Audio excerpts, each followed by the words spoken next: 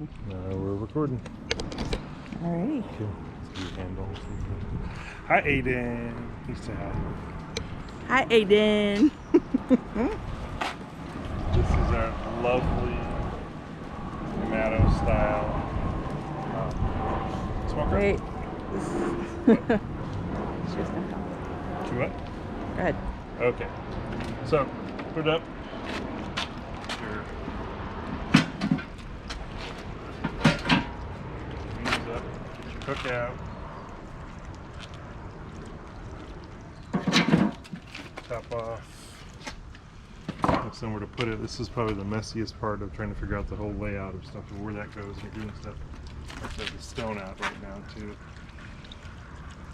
So, come here, take a look at this. So, this is from my last burn. The Kamado doesn't use a lot of fuel. Did you want to put on? Yeah, it should. Doesn't use a lot of fuel, so it's actually quite a bit left here. So I'm not doing a refill or anything. Using what's here. I like to put on rubber gloves just for stay somewhat clean. You just don't have to. I know that big burly Colorado mountain men don't like to stay clean, so it's prissy California types. So these two pieces here are pieces of wood I had embedded with the rest of this before in the last burn, but you'll see they're basically charcoal now because they burned up. Same here, this is a piece of pecan, I think, that mostly burned up, not completely. So this is where the stone goes, right? So all of your wood has to be below that to be able to fit in. And so that we arrange this, move stuff around. I want to use red oak, so I'm doing tri-tip today. So I'm going to walk over here for a second and grab a piece of red oak that's been sitting under here forever. The bark isn't always, I always hear that that's not the best thing to burn, but I don't care. Here, let me do this. Go with the chunk about like that. The bark's on there still, I don't care, it's staying on. But that's about all I need for this whole burn. In fact, this is more than I'll need for this burn and probably another one, but especially for tri-tip, which I'm doing today, it will only take about 2-3 hours to cook. Okay, so I'm gonna put this in, let me show you. I usually start with the wood because it's the biggest piece, and I want to get it kind of buried in here somewhat. Certainly so it's below the level of the stone that's going to go over here. And then I work the charcoal around it.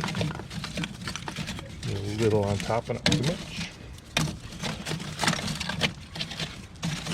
This. Just kind of distributing it around so it'll be able to carry the fire. The wood will burn a lot faster than the charcoal, of course, so you don't want you to lose your fire altogether because it burns out there. So you'll see what I do here in a minute. This around.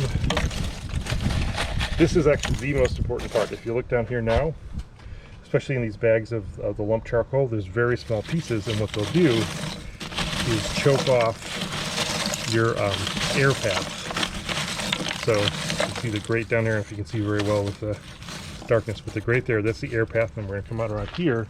This, of course, is the slider that lets the air in and out through that, up through that hole. So if this is all, going back up here, if this is all choked off with small pieces of charcoal, your flame will just die out over time.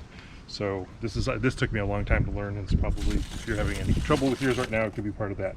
So I probably have too much in here, actually too much charcoal, because I like to leave this airspace here, and almost leave this blank.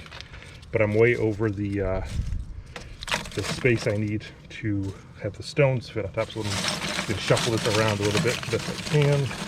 May pull a little bit out.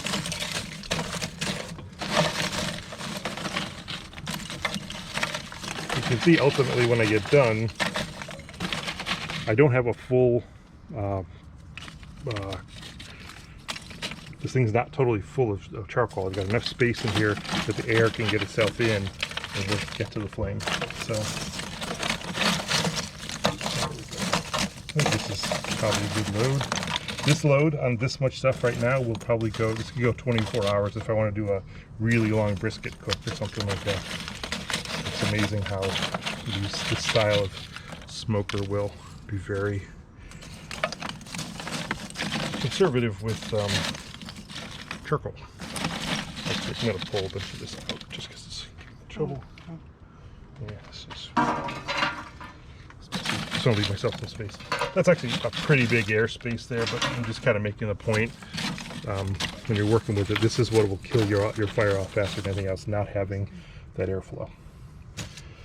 Okay, so that's pretty much built up. I'm going to start my fire right around in here so that I have a nice base of charcoal for it to burn into and the wood itself to burn into to get some flavor. So let me grab my fire starter over here. Nice. Okay. Nice.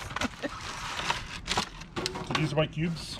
Just look, you just wax cubes from whoever. I think you got some of these when you got your original thing.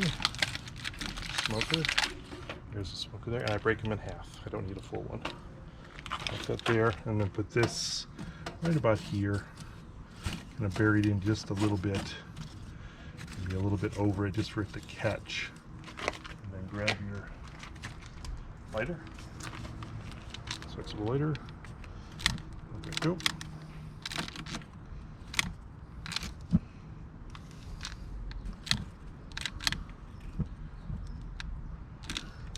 What's it do? Maybe low on fuel in my lighter.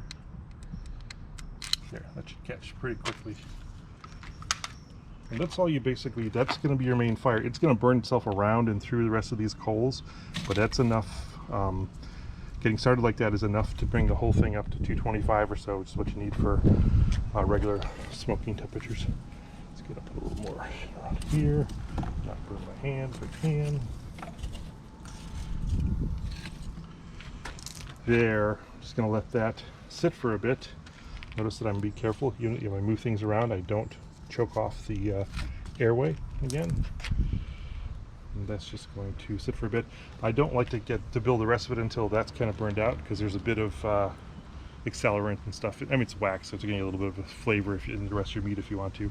Never use charcoal starter, any of those liquid things, because that stays in, soaks into the rest of the charcoal. It's there. Those chemicals get into your meat. They affect the flavor and probably the health on it as well too. Okay, we'll come back again once this is kind of burned down a little bit, and I'll show you where we go after that.